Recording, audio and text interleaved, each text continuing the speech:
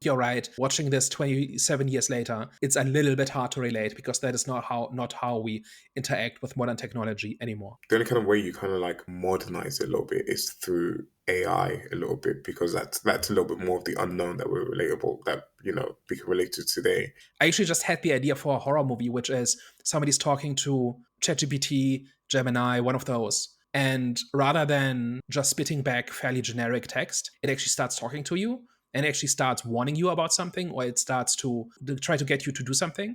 Something like that, right? I really want to see that movie now, where what if there's an evil AI, but it's not like we've seen in the movies, where it just starts taking over stuff, it starts killing people, but what if it's actually like more like a ghost? Or what if it's kind of the synthesis of every tragic death ever, because that's what it was trained on, or something like that? Like, I think that has a lot of potential, and now I want to see that. But I think it has to be like a piece of technology that we interact with on a daily level that suddenly turns senescence a vector for the evil. And I think AI, the way we use it, is a decent way to do it, because like the regular internet is just so safe and so locked down and so curated, that the only other thing that comes to mind is like random feeds on like TikTok or something like that, where suddenly creepy stuff starts appearing, but it's not creepy because somebody made a creepy video, but because your feed is haunted. You know what I mean?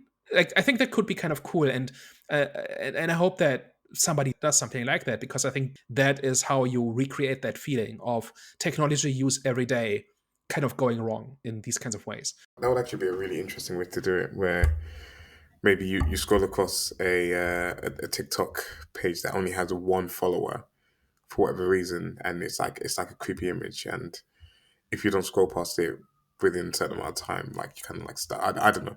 That would be like a really interesting way to kind of remake something like this. Actually, Yeah, or it's like a TikTok video of somebody asking for help, but they're specifically asking you for help, and it's got one view and it's only you.